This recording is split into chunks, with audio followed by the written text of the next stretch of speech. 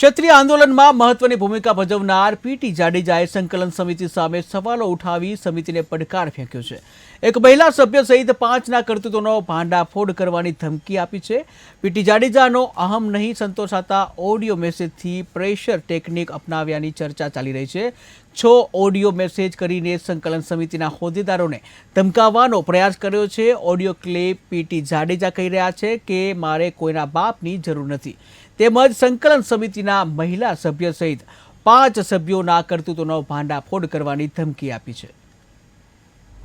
જય માતાજી, હું પીટી જાડેજા મીડિયાને જણાવવા માંગુ છું કે અત્યારે મારી ઓડિયો ક્લિપ જે વાયરલ થઈ છે, આપ જણાવો છો એ માધ્યમથી આપને જણાવું છું કે સંકલન સમિતિમાં મેં રાજીનામું આપ્યું નથી, આપવાનું નથી।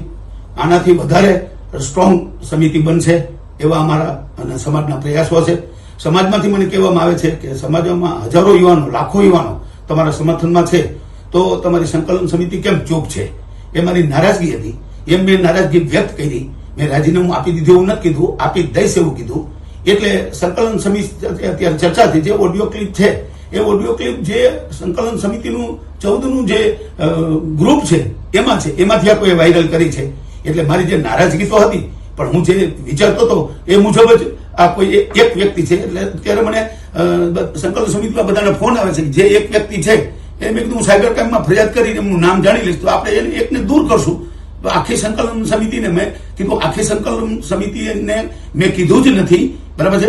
મારી નારાજગી હતી એ મેં ક્લિપમાં મૂકી, એટલે કે 14 જણા સાંભળી અને એ નિવેદન કરે, પણ નિવેદન મેં કરવાનું કીધું નથી। મારી નારાજગી એ નહોતી, સમાજ મને પૂછે છે, મારે જવાબ આપવો પડે, એટલે મેં રાજીનામું આપ્યું નથી, આપવાનું નથી। સમાજમાં હજી આવા બીજા 92 જે તરવૈયા લડવૈયા છે એવા યુવાનોને સમિતિમાં જોડી અને સ્ટ્રોંગ સમિતિ બનાવું છું। સમિતિ કોઈ તૂટશે નહીં, ભાગલા કોઈ પડશે નહીં, જેને જે કરવું એ કરે, બરાબર છે। પણ હું આ સમિતિને હવે ક્યારેય મૂકવાનો નથી, નહીં તો મારો આ કહેવાનો ભાવ એ જ છે, બરાબર છે। એટલે અત્યારે નારાજગી નથી, બધાને મને ફોન આવી ગયા કે આપણે મીટિંગ કરી લઈ, સાંજે ટાઈમ હશે તો મીટિંગ કરશું। મીટિંગમાં અમે સંકલન સમિતિના આ એકને બાદ કરતા સાંજ સુધીમાં અમે એમનું નામ તો બહાર લઈ લેશું, એને મીટિંગમાં નહીં બોલાવી અને બધા સાથે મીટિંગ કરીને ચર્ચા